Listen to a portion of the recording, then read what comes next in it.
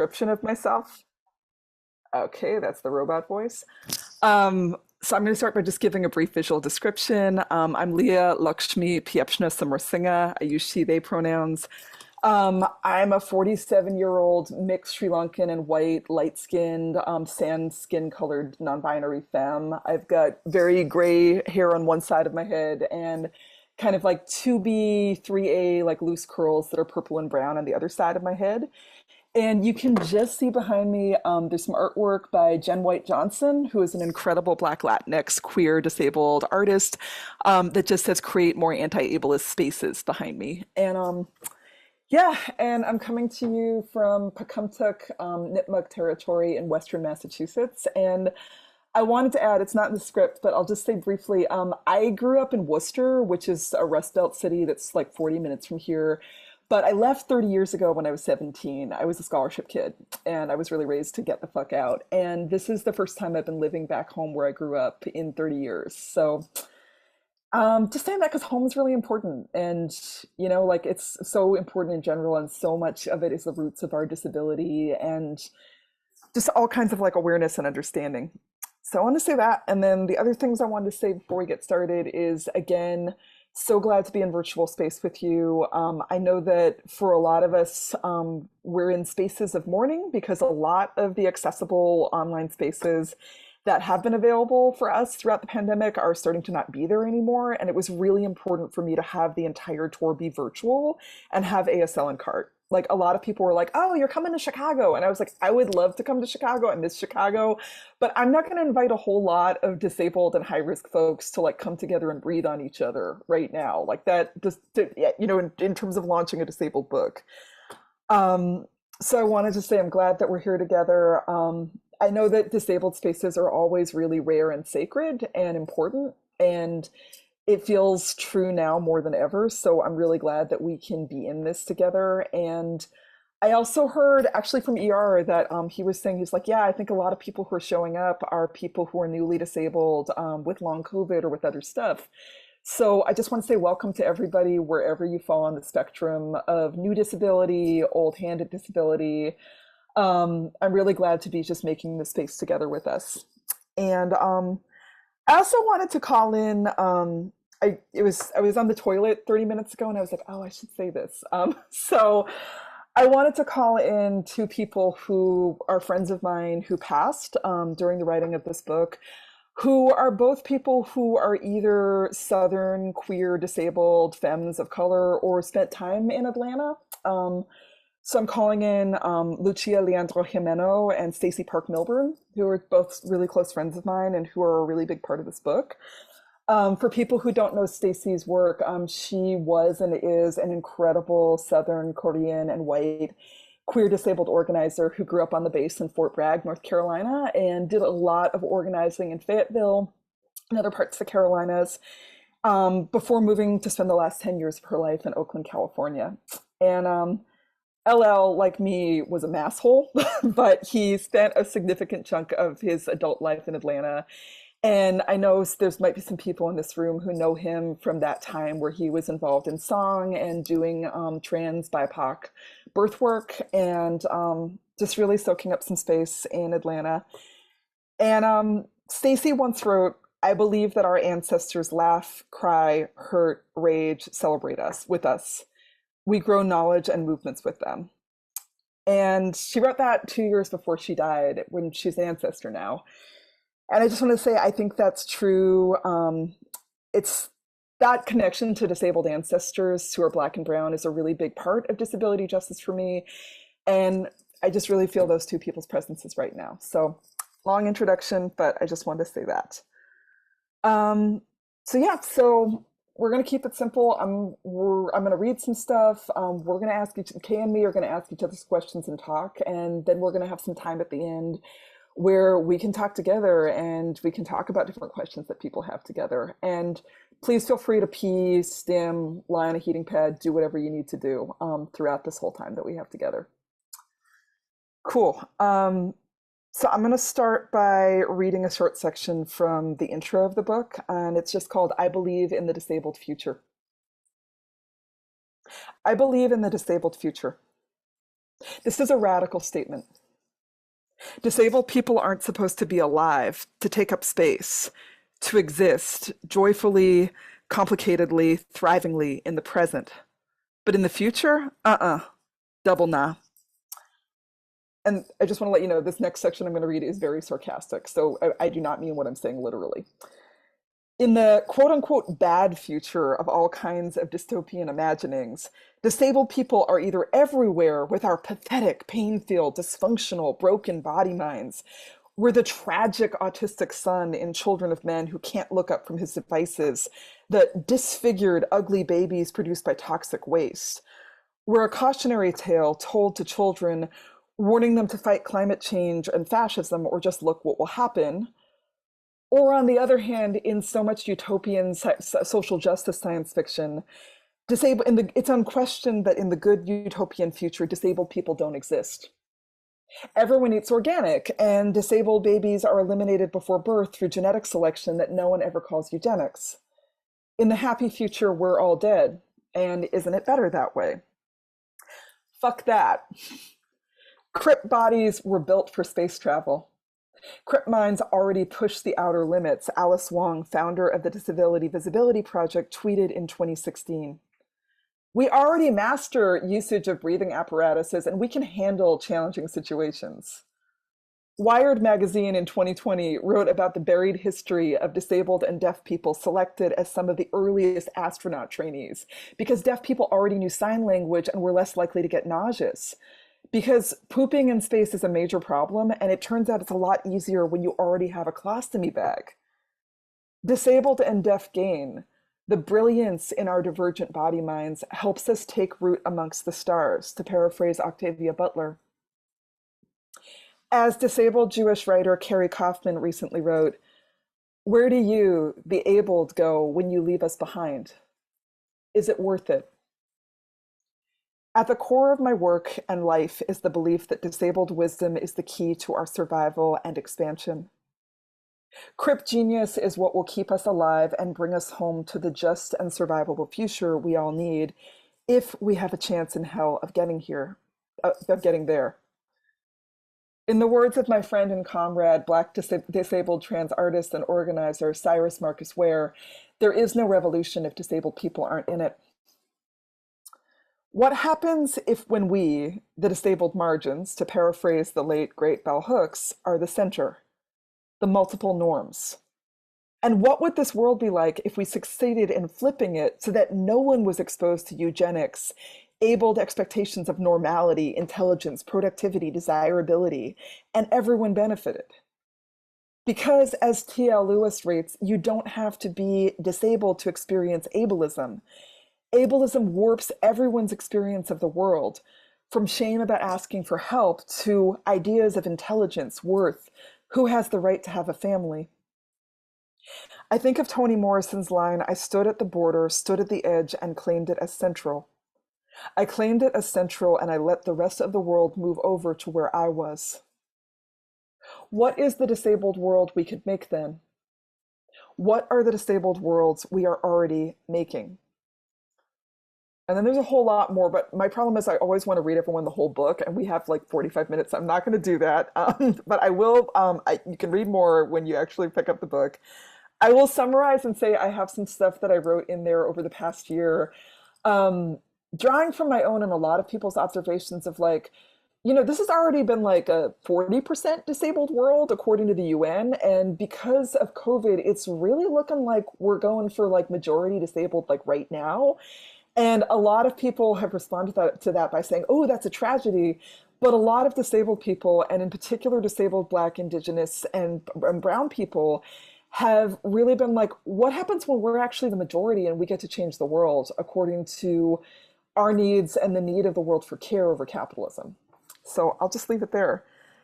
But this is when me and Kay talk to each other. Hi. I have a question I could ask you. Do you want me to kick it off asking you that question, or do you want to kick it off by asking me the question that you had down there? Sure. I'd love to ask you the question. Okay, great. I just wanted to give my visual description. Yes. I'm Kay, or Toyin Agbebyi. I use they them pronouns. I'm disabled. I'm a Black non-binary femme with Black short hair and cat eye-ish glasses. I'm wearing a white button-down shirt, and then I have a blurred Zoom background and a gold necklace on. As for the question, Grace Lee Boggs asks this question a lot. What time is it on the clock of the world? So I just want to ask you, what time is it on the clock of the world for us as disabled people right now? And out of that, what kind of disabled/disability justice future are you dreaming of right now? Cool. And will you answer it too after I answer it? Yeah. Okay, cool. Because I'm just like, shit. Um, I mean, it's a big question. I mean, I do think that I just keep being like clusterfuck and mindfuck, where I'm like my friend Jems the other day was like, we're truly in a time of abundance of everything good and bad. Like, you know, it's like I feel like simultaneously there's all of this like just gaslighting from the government of like what pandemic and nobody's dying and like we can go back to work and you don't need a mask anywhere. And then there's just this like everyone's living with like maybe not everyone, but so many people are living with like mass grief over everyone who's died. And then at the same time, there's like a lot of disabled like cultural and activist and other imaginings happening. Right. So it just kind of feels like the battle of the bands, you know, where I'm just like America's going shopping on the one hand, like total denial. And on the other hand, I think that there's a lot of people who are doing so much disabled everything. I mean, just the fact that me and Sammy Shock and Alice Wong were joking, we're like, fuck, like, you know, Sammy's book Black Disability Politics just came out, like Alice's book Year of the Tiger came out. There's so much disabled BIPOC writing out there. And I also feel like we're in this moment of kind of a held breath where there are so many people who are newly-ish disabled with long COVID. And I think we're in a moment where everyone's like, okay, so how do we organize? And there's a lot of organizing and protesting going on. And I think that my sense is like a lot of people, especially because like a lot of us are like really fatigued and tired, it's like, okay, how do we organize? And like, do we make demands of the state and the government, or do we just say fuck it because it's so clear they don't care and turn to each other, or both? And how do we do that while we're grieving? Yeah. Can I ask you the same question that I'll think about the future part? Yes. Yeah. And also I just want to say that like something I like about your book is you talk about the misconceptions around like disability justice, like moving at a slower pace or like Mm-hmm. crip time. Mm-hmm. Um, because yeah, I just found for me that like um there's this misconception that like moving at like a disabled pace means that everything is really slow. Mm-hmm. But like you say in your book, like sometimes we just have like 5 minutes a day where we feel well enough to like write one email or like take our meds and that's it for the day. So in those times we feel like maybe a sense of urgency. Mm-hmm. Um, and that's kind of how I'm feeling right now in general. Um, as far as like what time it is, like in my personal life, I feel myself really slowing down Mm-hmm. because I've just been going through a whirlwind of like going to the doctors like every 5 seconds, figuring out issue by issue like what's going on with my body. And now I feel like I'm finally slowing down. But at the same time, I feel like a sense of urgency because I think because of COVID, a lot more people are becoming disabled, but that doesn't necessarily mean that like a lot more people are identifying as politically disabled. Yeah. Yeah, and so I feel worried that if I/we don't like seize this moment, a lot of like the political power that disabled people could be building could be lost. Mm-hmm. Um, I also feel like right now, something I'm seeing online is just that there are some people who identified as disabled before COVID feeling maybe like resentful or disappointed about people only caring about like disability like now when it Mm-hmm. impacts them. Mm-hmm. And I think I empathize with that. And I'm also like, I kind of get it. I mean, I have lupus and like I was not tuned into like what people with lupus were doing until I became aware that I had lupus, and I understand like the need for resentment and like anger. But Mm-hmm. yeah, I think right now as far as the time, I think it's like, I mean, I always think this, but I think it's like organizing time. Like, Mm-hmm. Mm-hmm. I think Mm-hmm. it's time for us to really like capture the people we have right now and bring them into the movement. Mm-hmm. I love that. Yeah, and like I really hear, I mean, thank you for just everything you said. And like I feel like you captured it's like, yeah, it's all of it, right? Like it's like I really appreciate what you named around like, yeah, there are these masses of newly disabled people, but like they're not all like that was my thing. At first I was like, great, we'll be the majority and we can just take over. And then I was like, wait, why did you forget about internalized ableism? How long did it take you to feel comfortable, identifying as disabled or like also like I'm still undoing shame every day, right? And I also think back to when I first got sick, when I first got physically disabled when I was 21. I had ME and chronic fatigue. I was in the place I think a lot of folks with long COVID are in, where I was like, I had an hour of energy a day, maybe, and it was the kind of energy where I was crawling to the bathroom. Like I had that kind of thick fatigue where you can't think, you can't talk. It's really hard, and that's just a tough situation to be in, and it's also tough to like.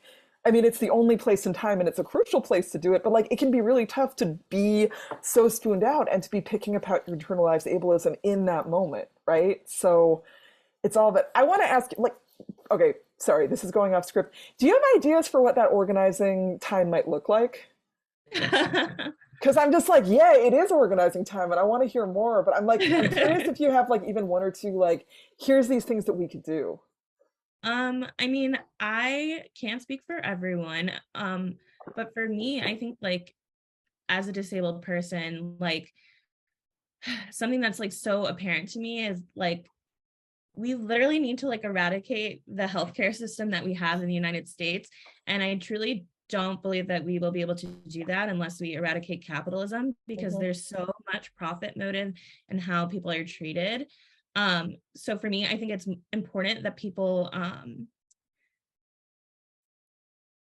gain a better analysis around disability and class, Mhm. and realize that Mhm. it's not just about like, oh, disabled people might earn less, but just the fact that like there are groups of people that are invested in like disabled people like not getting care, Yeah. or not receiving care. And for me, it's really important to organize with other disabled people. A lot of that has happened virtually during the pandemic, and will probably continue to be for a very long time. But yeah, going back to your original question. So for me, Mhm. I think that like again, I just want to stress the importance of like organizing time for me is not about more people being like, oh, hi, I'm Kay and I'm disabled, or Right. I have a disability. But for me, it's like I'm Kay and I work with other disabled people to upend the systems that keep disabled people from um, having access to everything else, everyone, everything that able people have. Yes. Um, because I think that like it is important for disabled people to share space to like mourn and to grieve and to heal and Mhm. also just be in community with each other. But I think something that I often like hear from other disabled people is just like, oh, but I can't organize, or I have nothing to contribute. Right. Um, and that's like really difficult for me to witness just because I'm like we need all of us. Yep. Yep. Yeah, I just don't, I think that no one is going to fight for us like we'll fight for us. um That. and so that's something that I always try to keep in mind. That. And I'm not tracking chat at all because my brain will just cut in half right now, but I did see somebody mention crip dueling is so important. And I'm like, yeah, just like having more senior disabled people to be like, hi, not only is your life not over, you have a lot to learn. And I think part of that is like, yes, making room for like, yeah, you can mourn stuff, you can be sad, all of that, but also being like, yo, disabled people organize all the time. We organize differently. We organize on that 5 minutes of spoons, and we organize fast. We organize really efficiently, and we organize in different ways than able people know exists, right? Also, just yeah, thank you for what you said about capitalism and class, because yeah, I do see with some sections of the like more upper middle class, more privileged parts of like newly disabled long COVID movement, people are really shocked by, oh my God, my doctor's not believing me. And I'm like, yeah, if you have been on welfare ever, you know they want to deny, they don't want to give you money and they don't want to give you access. And they sure as hell don't want to give you an MRI because that's the way the system's set up. So I think like that is something that's really important is to challenge, is to really keep bringing the class analysis and the centering of poor and working class disabled knowledge to be like, that is anti-capitalist and revolutionary, to not just have it be like, oh my God, like we need more, like this is going to be a revolution for the privileged to get a little bit of what they already had, but to be like, no, like here's the thing, they're trying to cut off all of our oxygen supply. Yeah, and like not to like complain. Well, yeah, actually I'm No. gonna complain. But like one of the biggest books last year that is like at this time I think it's like nominated for the National Book Award is about autoimmune illness and Uh-huh. long COVID. And I read the book. I don't think the word disabled is mentioned once. No.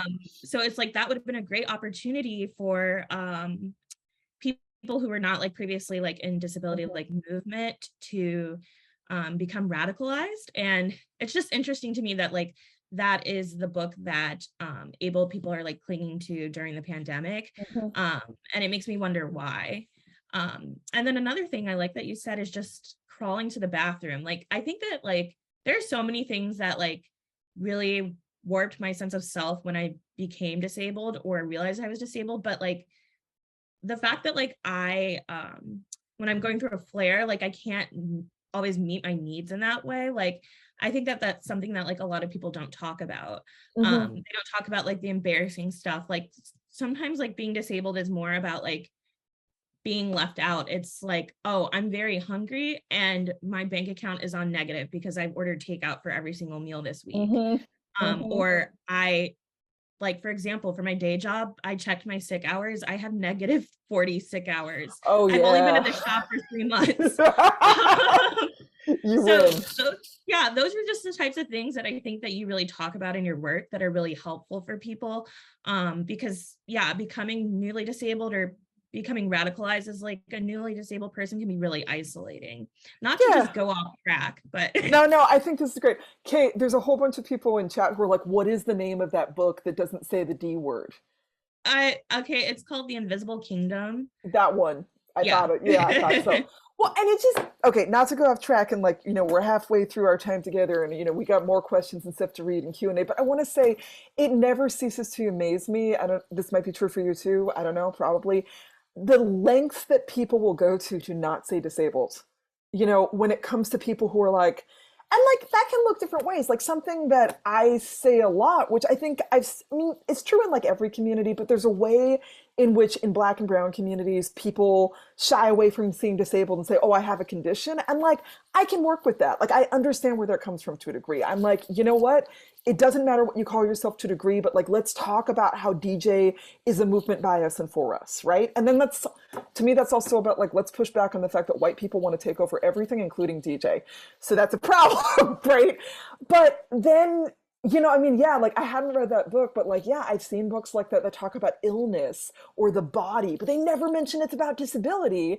And then, like, honestly, like, there's some people I respect who identify as like able bodied Black and brown leftists who have written shit about the pandemic where it's pandemic, pandemic, pandemic. They also never mention disability. And I'm just like, y'all, like how many people did we lose and you're still not saying it, and it's not just about saying it, it's also about disability justice as a movement was founded in 2005. That's 17 years ago. There's 17 years of movement and activists and writing and knowledge to draw on.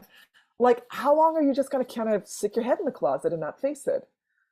um okay, wait, this is a good segue. You had that question about that's the next on the list about like in your book you set it to document the projects that disabled people working on. Do you want to ask that and then I can read a little bit more?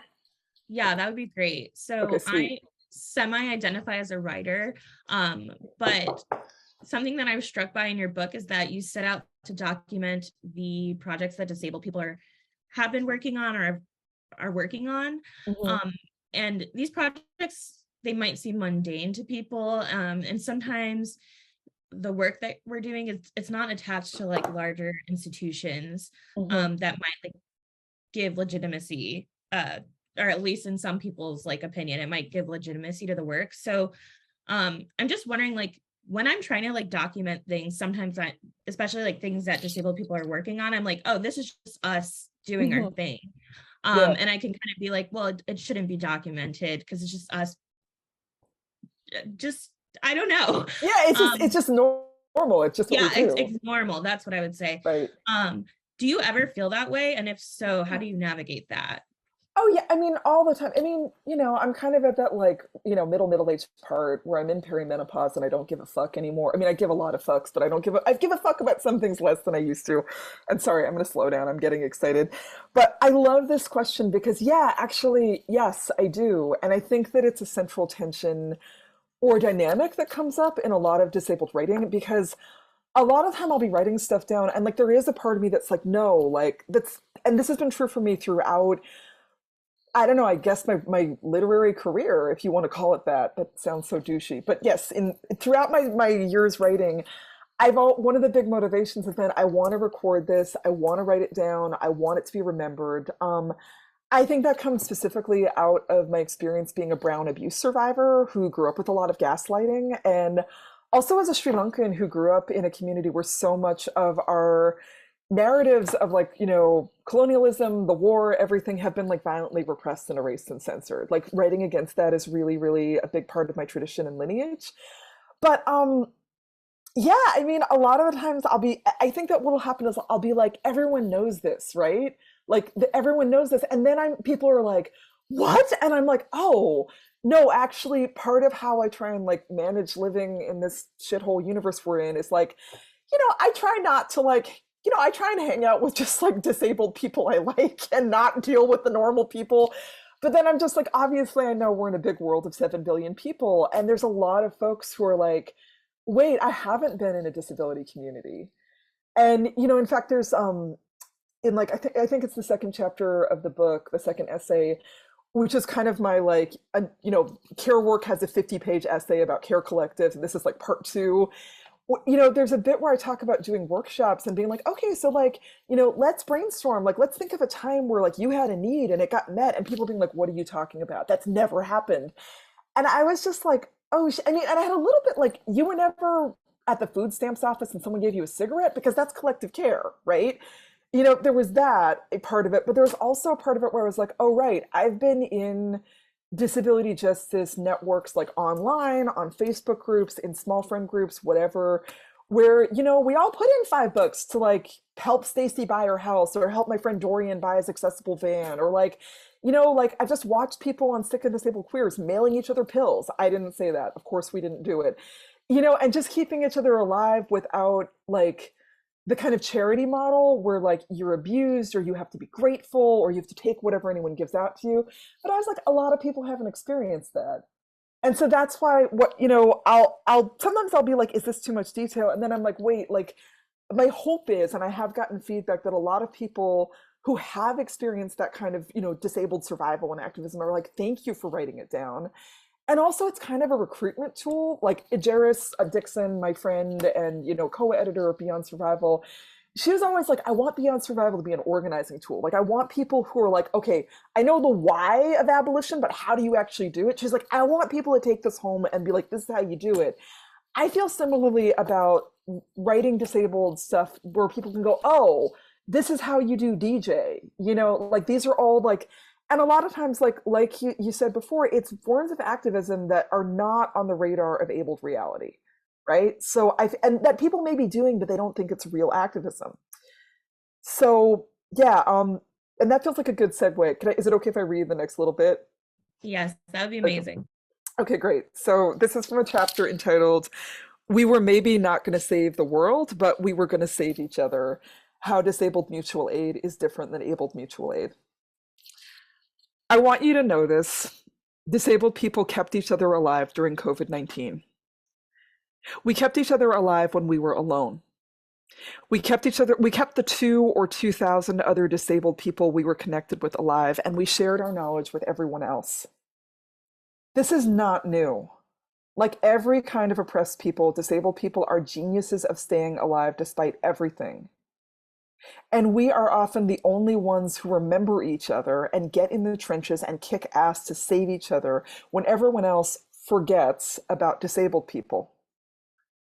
We were keeping each other alive before COVID, and we will keep on keeping each other alive. We also care for each other when we die and through all that happens after. Even when we or the people we love die, the love we made through the care we created is not useless or wasted. But the ways we kept each other alive during COVID is nothing short of a heroic, epic, miracle battle, something there should be a giant saga type movie about, but there probably won't be. And then I'm going to skip ahead a little bit and just say, when I think about disabled mutual aid, I think of a million examples of subtle, diverse forms of disabled survival work. Work that's mostly not seen as quote unquote real work. I remember the first few months of the pandemic. We were all so fucking scared. There was no good information out there about the virus. Even my doctor, who I usually trust, told me, don't worry, most people will probably get a mild cold. It's going to blow over in a few months. From a lifetime of knowing that the medical industrial complex lies, especially about pandemics that are going to affect oppressed communities more intensely, me and all the crip people I know didn't trust the information that was out there. The voices on the radio and TV kept saying, don't worry, only the elderly and the immune compromised will die. We were the elderly and immune compromised. When I look at the strategies we created, the heroic measures we use to defend our communities and ourselves, they can fall into roughly 6 categories: public campaigns and information sharing, crip research, crip resource shares, crip checking in and collective care, creating disabled community spaces, and getting people money. We created organizing that was public, like work by the Disability Justice Culture Club, the East Oakland-based Disability Justice Community Center activist Stacey Park Milburn founded in her house, which early in the pandemic created crucial infographics that spoke to the fears sick and disabled people were feeling when we were really scared and isolated. Acknowledging that we were in the unknown, but emphasizing that we could take care of our existing disabilities, protect each other, and share information.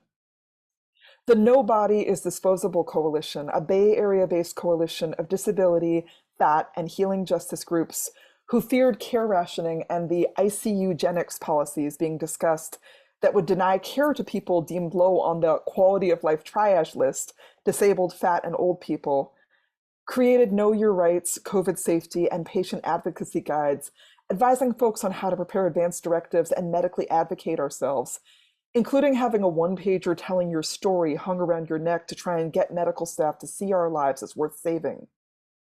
The coalition also organized against care rationing policies being debated on social media and in meetings with healthcare policy directors and public health departments on the county and state level, which led to many of those policies being withdrawn. Fat Rose, an organization of radical anti-fascist fat people, many of whom are disabled, created and shared crowdsourced safety strategies focused on fat and disabled people's bodies.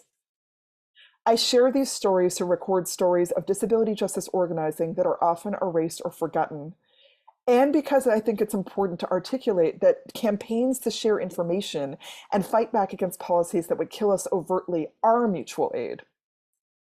And it's also true that the vast majority of COVID safety organizing created by disabled people was more private. It lies in all the everyday, word of mouth, not so public efforts to share information, tools, scripts, and safety strategies, spread crip to crip in text, phone calls, voice memos, and online messages. So yeah, I'll stop there.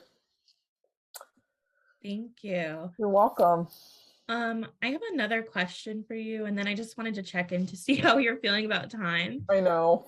So maybe you can answer the question and then we'll see where we're at. Totally. That feels good. But in your book, you talk about how you were given more opportunities to talk to people about disability justice during COVID. But this included like non-disabled people who didn't use the same language that we do, or just had like, well, they didn't have an understanding of disability justice. How did that feel? And I'm just asking that because during 2020, I felt like I was doing a lot of speaking opportunities, and some of them were in spaces where I felt on display. And so I'm wondering if you ever felt that way, if you ever felt like you had to make some sacrifices, or did you find those conversations good for building solidarity, or both? That's such a good question. And I want to say, like, what you said about feeling on display and like 2020 and being like, oh, every single speaking opportunity in the world. Yeah, I feel that so hard. Both of those things. Like, I was just like, wow, my career is really taking off during the end of the world, but it kind of sucks. Like, um, yeah, it's complicated. I mean, I feel like for me, there's not one good strategy, right? For me, a lot of the ways I think strategically about doing disability justice speaking or like those kinds of like how to do disability justice 101 or how to do like, collective care, mutual aid stuff 101. If it's within Black, Indigenous, POC spaces that don't primarily identify as disabled, I'm really willing to go there and do kind of like, hi, here's what it is work. Because I think a lot of the time, not all of the time, but a lot of the time, there are so many disabled people in BIPOC space who are not out about being disabled. Or they might not be disabled, but they damn well come from communities where there's a lot of disability. And often they're just like, well, I mean, it's changing, but for years it was really like when I look at disability stuff, I see very white led movements where I don't see my community represented or in leadership, and where sometimes that can be really racist and gross. So I'm always, I mean, me and Stacey were always like the Stacey and Leah show where we'd go to, BIPOC led groups and be like, and we really insisted on like, we want this to be BIPOC only space because we know that when we create that space, people would just open up and start talking about like prison, police brutality, medical experimentation, care rationing, all of this stuff. And we were like, we want to develop, like, that's a place where the kind of like, is it worth it? Was like, absolutely. It's not without challenge. And I feel like with some of the groups, like me and Stacey for the last couple of years before she died, and I'm still doing it, we kind of hustled this opportunity to do all this DJ base building in Oregon and Southwest Washington in like BIPOC communities, starting with BIPOC disabled folks, and then spreading out to this kind of like accomplish it model where we're like, let's build with other orgs. And some of that stuff's been great. I mean, the farm workers union are like, yeah, I mean, everyone's sprayed with pesticide. Yes, let's talk about this, right? To just give one example. And then there's times where it's just like, yeah, like you need ongoing developments that people aren't just like disability justice and then, that's it.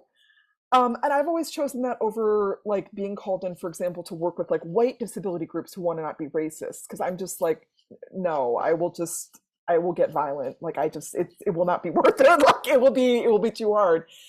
But I didn't feel so much on display, but I did really, I think especially now, I'm like, so how much of that sunk in? Because yeah, I mean, there's just these spaces where I was like, it's like a lot of people who did mutual aid real hard for a year and then, they were more privileged, they were more middle to upper middle class, they don't need the soup drive anymore, and they're back to their like nice jobs. They're like, well, that was fun. And meanwhile, like, there's a lot of people who are still really fucking poor and really struggling, and so I feel like it was like kind of like popular. It was like that kind of thing where, there's that politic of like, we're all in this together. And then when, that lasted, I mean, we were never really all in this together. But when like, there started being class and race bifurcation where some people could afford more protection and some people couldn't. And then the people who had more privilege didn't need mutual aid or disability justice in the same way. So they could be like, well, that was cute watching that webinar. Bye. Um, so yeah, that, and then like there's still parts, I'm sorry to keep coming back to this, but there's still parts of the BIPOC left, broadly speaking, where I'm just really spitting mad right now, where I'm like, wow, so there you are at your in-person gala for your foundation or your retreat, and no one's wearing a fucking mask and there's no virtual anything. And I'm just like, fuck you, you didn't listen, fuck you, you're putting your people at risk. We're putting our people at risk. And I'm like, fuck you. It not only is the pandemic not over, but there's more on the way. Like the only reason that monkeypox did not spread more than it did was because queer and trans people kicked ass and did public health stuff and forced the government to give up vaccines and set up fucking vaccine drives in the bathhouse and change our behavior, right? Like, and I'm just like, so that's cool. And I'm talking about in the States, and in Canada, not globally, because that's a different situation. But I'm just like, okay, so what happens when the next virus comes? And what happens this winter when there's a new variant that evades Evishield and a flu pandemic because nobody's wearing a fucking mask anymore? Like, sorry, I'm yelling. I'm not apologizing for yelling. So I guess like the answer is like both and, and there's a degree to which like I see a lot of my work as being a recruiter. Like I'm always just like, come on down to disability justice, like there's people I have crushes on where I'm just like, you clearly are disabled and neurodivergent, just claim the word. And they're like, I'm working on it. I don't know. Oh, and I'm just like, well, come on. Life is short. If you want to have sex, you gotta get on the DJ train with me. Like if you want to have sex with me. Sorry, that just got personal. Um, but it's a mixed bag. And like jumping back to what you said before that I wanted to respond to more, and I don't know if I fully got my thought out. Kay, when you were talking about like, having lupus and being like, yeah, I wasn't keyed into lupus community before my lupus really got active. And you just like hearing people's frustration about, oh, now you care, but you also understanding it. I feel like that is like a real essential struggle point in DJ organizing because I mean, just to be crass, like sometimes I'm like, yeah, nobody cares until you're hit by the bus and you're disabled. Except like some people do have a really deep politic of solidarity, and some people, I don't know if you've seen this too. Like, there's people who have like friends or family or community members who they deeply care about, and there's also I've seen this a lot where people go, "Oh, well, I'm just a really good ally," and then they're like, "No, actually, I take it back. I'm totally disabled," and you're like, "Yeah, we always knew." Um, but it's tricky. Like, I feel like people's desire to resist identifying with disability is really strong, and I wish there was a non-medical industrial complex pill we could give people to just speed it up, but there isn't. So yeah. Yeah. What do you think? I mean, how did you feel about being on those panels and discussions and things like that? Like, how do you feel about that kind of like broad-based speaking stuff? At the time, at first I was like, wow, this is great. Yeah. If I don't do this, no one else Hmm. will. And like abolition is having its moment, so like we need to really hurry. But Right.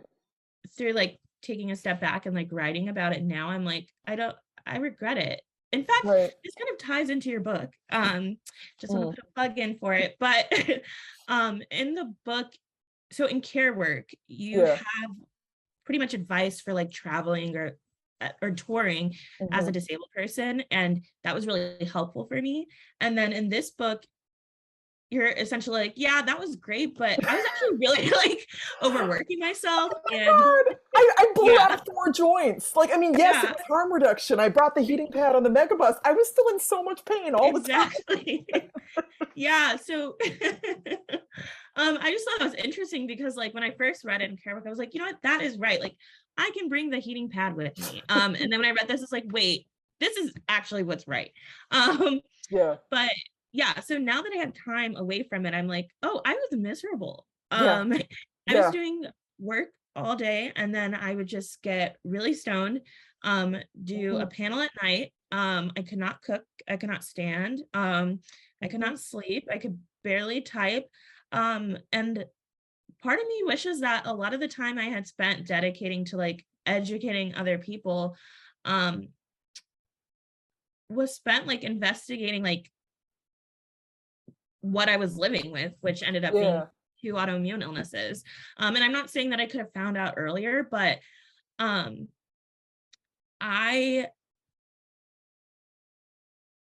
I was just so focused on like Hmm. producing that I forgot that like I'm a person who has needs. And Totally. that didn't help me in the long run. Um, so yeah, I think I would say that I regret it. Yeah. I met a lot of amazing people though, and I don't regret that. But yeah, if I could do things differently again, I would have been like, hey, you are really, really, really sick right now. Hmm. And I think that you need to to to really focus on that. Yeah. Thank you for saying that. And yeah, I mean, it's making me think back to also like the what time is on the clock of the world, kind of connecting to like what time was it 2 years ago? Because like, yeah, 2020, like, early COVID and like abolition's having a moment. So it was just like, okay. And there was so much hope. And also, I mean, one thing I didn't say about that time was that like I was working myself to death like right after Stacy had died. And like, so I was doing a million Zooms like right after like one of my best friends and, someone who was my comrade and co-conspirator had passed really suddenly and awfully. And I mean, and I made space to grieve and I felt like, well, I'm self-employed and, I've got some housing stability. So I've got that going for me.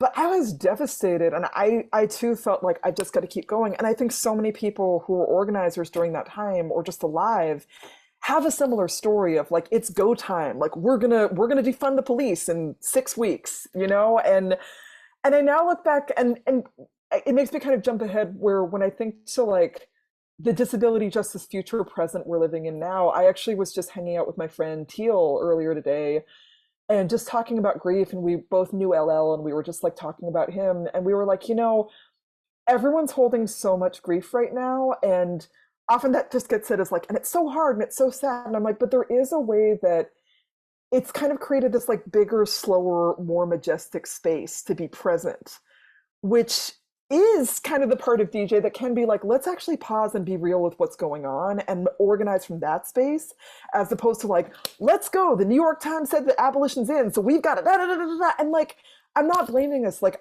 of course, we were like riding that wave of momentum and mass protest, and that time was so powerful. And there's also a truth that we really, yeah, like we ran ourselves into the ground. And I'm curious about like how do we I think that part of that question of like what is now is I think a lot of people feel like, oh, we're kind of in a wither abolition moment, you know, like, oh, we're kind of in a bust from 2 years ago. And I'm like, great. I will say, having been in TJ since before it was TJ, since like 97, when, you know, my partner tried to kill me and I had to figure something out, I have seen a lot of like ups and downs in transformative justice movement. So I'm like, this can actually be a moment where we regroup and we go, how do we do it when we're actually moving at a pace that's sustainable, you know, like, and we keep checking in about what that is. Okay, we have 8 minutes. Hi, Chris. I love you too. Um, I'm gonna read something really short, and then can we do Q&A? How does that sound? That sounds great. Wow, I totally forgot about Q&A. I'm sorry. I know it's okay. This is the thing. An hour is good because I feel like people can wrap their heads around an hour, and then we always get to this point where we're like, shit, there's not enough time. Yeah. So there's a section. I have a long section in the book that's about pandemic grief as chronic illness, and I'm just going to read a few sections from it. I'm going to summarize. There's a bit where I talk about after Stacy died, just realizing that I'm like a disabled for disabled person, but that also means living with the fact that so many of the people I'm closest to could be murdered by the state, which I knew, but it really started hitting me in the pandemic of like, oh shit, because I lost a lot of people.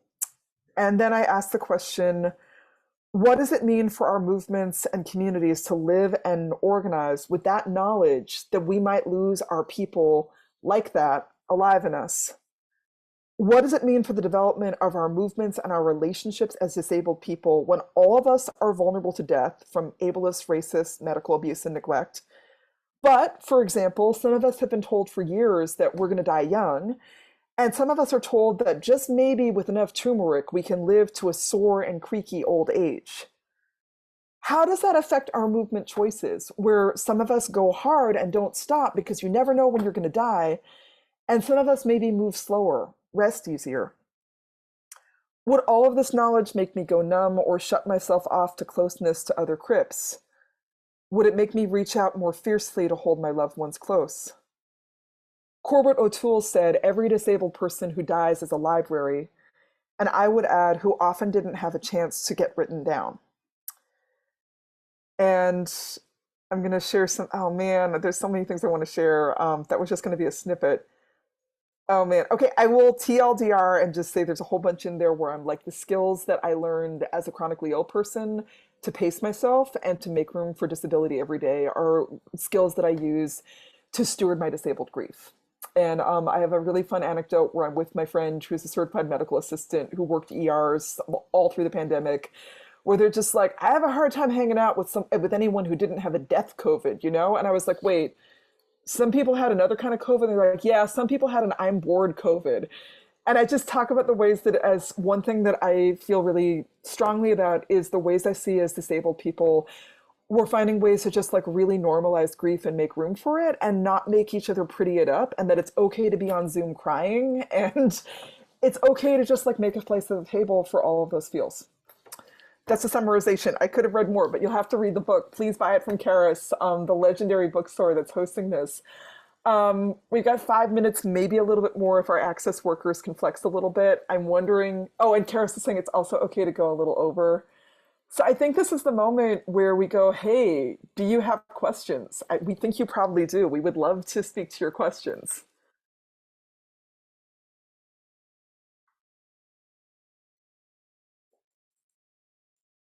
And I'm also scrolling up.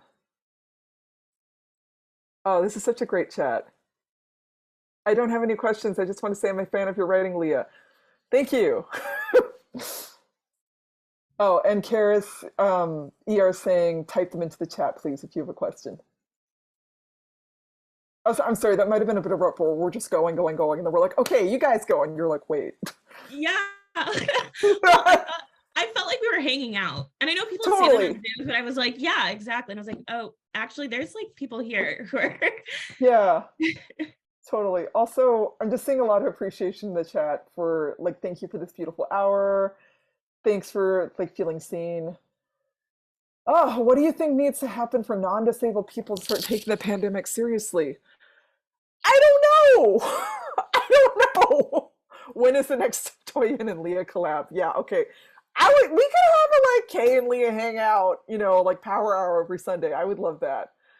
Um, I don't know. I mean, Kay, do you have thoughts about like what we can do to make non-disabled people take the pandemic seriously?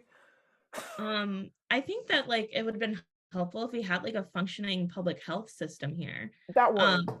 People Yeah. in other countries took COVID seriously because their government signaled to them that it was serious, and they showed Hmm. that by like delivering food for them, delivering Hmm. tests for them, paying for people to take off of work. And so I think, unfortunately, until we have um, a system like that in place where like other people take COVID seriously, or a lot of people take COVID seriously, but it's really hard to it's really it's really hard to do so when your government is actually like that was not a thing that actually happened. Right. Please be quiet. Right. And so yeah, I think that like if we're going to see the mass change that we want to see, we're going to have like a complete overhaul of our medical system, and also Hmm. just public health messaging, and also just like resources for that. And I unfortunately don't know when that will happen. Like I think Hmm. that like yeah, like, and I've said this before, like I understand the pain. I'm immunocompromised because of the illnesses I have, and also the medication I take. So I Hmm. understand the pain that people feel when they're not seeing their friends and family mask, or take COVID precautions. Hmm. Um, but I also understand that unfortunately we live in a society that lends itself to that. Hmm. And so I can't say that I was ever surprised with how things turned out. I guess I was surprised when people were like, oh, I'm not masking because my human rights or something like that. I didn't think that would happen. Um, Yeah. Yeah. so until like we understand that like it's going to take more than like Hmm. just our friends masking. It's going to take a complete overhaul of like the systems that we have in place. I think that's when we'll see more people taking it seriously in the way that we want to. Hmm. That's a great answer. Yeah, and I mean, I think that like it was interesting living in Seattle during the pandemic because like I mean, it's still in the States, but like we did have like more than some cities I've lived in a functioning public health, department.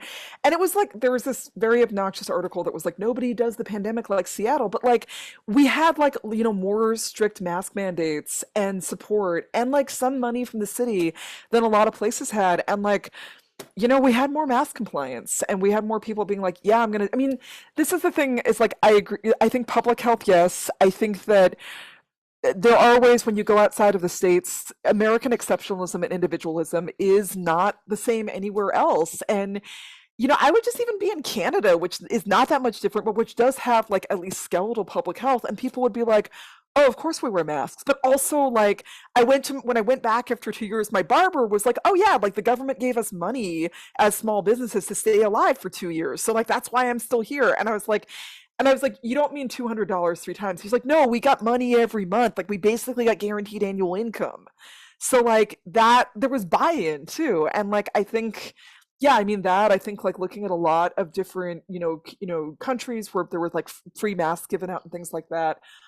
okay, I'm seeing, so I guess what I'm trying to say is that like public health, and also sometimes when there is like either a community norm or a rule, people follow it, right? Like unfortunately.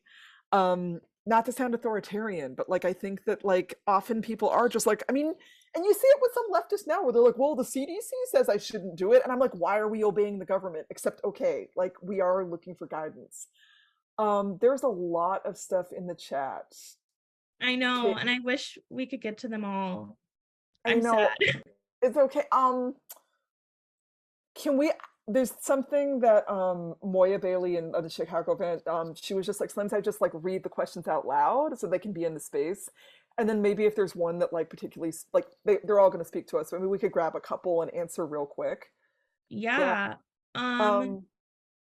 do you want to Um. go through them? Yeah. Let me just see. I'm just saying. Appreciation. One person's asking, how do y'all decide what your COVID protocols are, and how do y'all handle when your friends, comrades, and community have clashing ones? Is the fear denial of disability the same thing as the fear of death? I would say maybe, but also no. But like overall, I think people think it is, but I don't think it's the same thing. Let's see. Would love some more discussion about what you were saying earlier about how and where to plug in the DJ work when you only have one functioning hour a day. Um, Somebody's posting about the People CDC, which is a really good volunteer collective of public health people. Somebody posted an Instagram carousel of risk mitigation conversation examples. Um, Kay and Leah, if you want to answer, I'd love to hear more about your own personal paths with facing internalized ableism. And what do we do within movements when there are often particularly disabled people who are constantly pushed out due to pace and ableism? Right, like thinking psychosis, brain fog, other things. Okay, yeah, so that's like five questions. That's five big questions. What do you think, Kay? Um, I would love to answer anything that you find most Oh man. pressing, even though they're all really good hmm questions. hmm Yeah, I think whew, I'm like scrolling back and forth. Do you want to, can we do how do you plug into DJ work when you get 1 hour a day? Can we start there? Yeah. Okay. Do you want to go or You could go, I could go. I'm down with okay. whatever. I think something that's helpful for me is just accepting that I will never in my life be able to work more than 3 or 4 hours a day. hmm Like, that's it. I really have 4 hours a day where I'm able to eat, take my meds, maybe do some form of movement, and also do my work. And that is just a lot less time than everyone else has. hmm Um, Something that I was tweeting about the other day and something that I've realized is I've never held like a full-time job without organizing, which can be really helpful because I never know what it's like to not have to structure my time around it. But it also can be difficult because, like I said, I can go too hard Yeah. during like I did during 2020. Something that helps me is um, not biting off more than I can chew. So if I'm joining an organization, I want to be upfront about the capacity I have ahead of time. And I also want to practice like stating my needs. Like there are times when like maybe I've signed up to take notes and my eyes are too dry and I can no longer write. Maybe my arthritis is acting up. And in the past, I would probably, which this kind of gets into another question about internalized ableism. In the past, I might just power through it, but now I understand that like saying no to stuff um now is like what keeps me in the long haul. hmm um and just realizing like if you only have 5 minutes a day to write a tweet for your org or 10 minutes a day to like write back to your pen pal, hmm um that's enough. Like you're doing more than you were before, and you just have to accept that your pace and what you can contribute is going to look different than what other people can, and that doesn't make it less valuable. Yeah. And I feel like that was all over the place, but that's what I think. No, I love that. I also want to add it's a process, but for me, I wanted to say like some of the hacks that I do are there's this advice website, Captain Awkward, that I really love, and she has this thing that she posted actually during the pandemic early on, where she was like, "Do you have ADHD and like you are home and you are overwhelmed and you have you're not getting anything done?" And she has this one thing where it's whatever, it's kind of long, but she's like, okay, just make this graph on a piece of paper that says what, why, and when, and then just write down everything that you have to do in your head. Don't prioritize it. And she's like, just pick three and just to try and she's like, it doesn't even matter where, like, don't even try and prioritize it. Just do three things. Just start there. And that is something like all my notebooks are filled with like that. And it's everything from like take the food out of the freezer to like, to activisty stuff. And I had a friend years ago who introduced this idea because he's like, my disabilities vary in terms of like how much energy I have. So they were like, yeah, I'll have like a low spoons day, a medium spoons day, and a high spoons day. And I kind of like will write out like, this is what it looks like, and like I'll really get into this mental state of like, okay, it's a really low spoons day. So like I'm going to be in pajamas with television a lot and the bath and the weed and the whatever.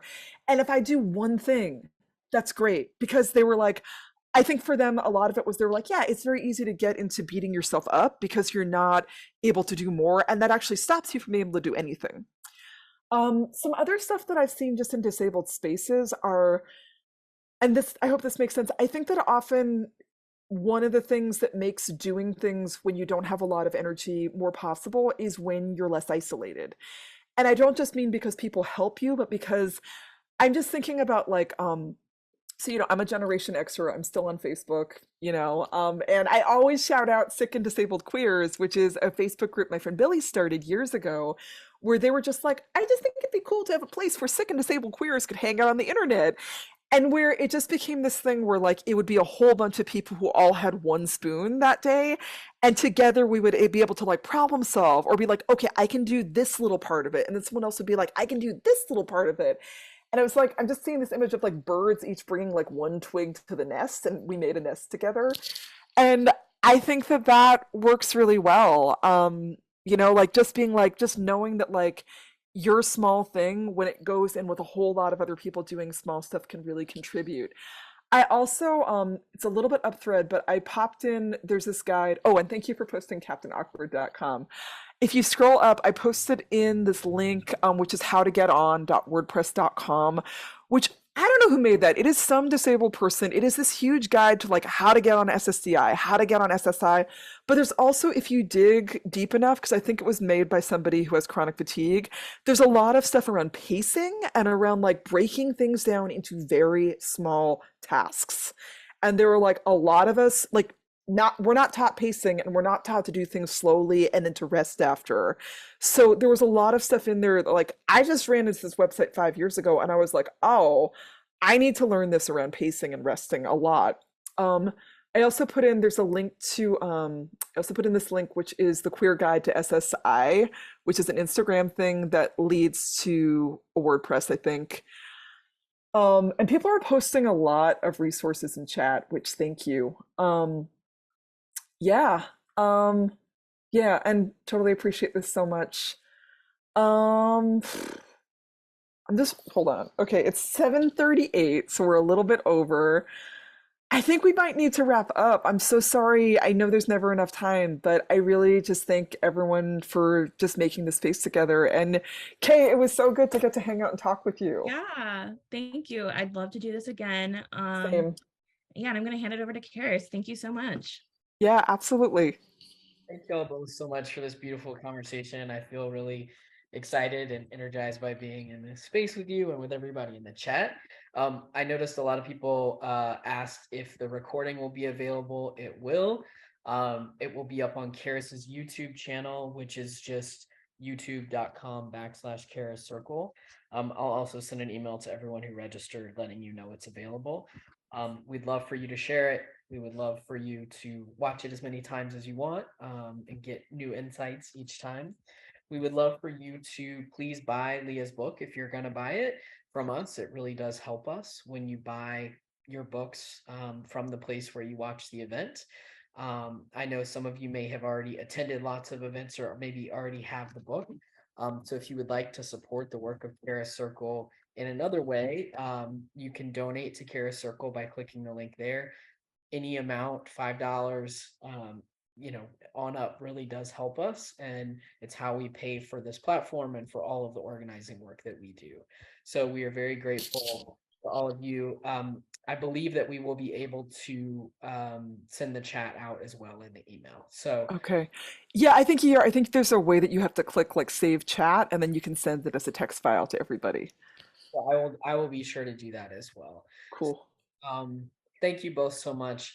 Thank you to our interpreter, Nat Skinner, and thank you to our cart services, Kate Pettigrew, and most of all, thank you to both of you. We are just really proud to get to co-create this space with you tonight. So I hope that you both stay safe and have some rest and some joy in your lives, and that we'll get to do this again in some capacity. Yeah, absolutely. And just Kate, thank you. It's such an honor being in conversation with you and you're awesome. And yeah, just gushing, basically. Thank you. I mean, like, every time you say that, I'm like, what are you talking about? What do you mean? What are Because you talking about? because before I read care work, I was like, I'm not disabled. My shoulders Yeah, just hurt all the time. yeah, So like yeah. you really, your work has really changed my life. So Thank you. thank you. I'm so honored that you asked me to do this with you. Yeah, I'm really thankful. Obviously. Oh my God, that means so much. I know there's some people on this. Somebody earlier when I was posting was like, "Wow, I feel like a Leah groupie because with the virtual events, I can just go from city to city."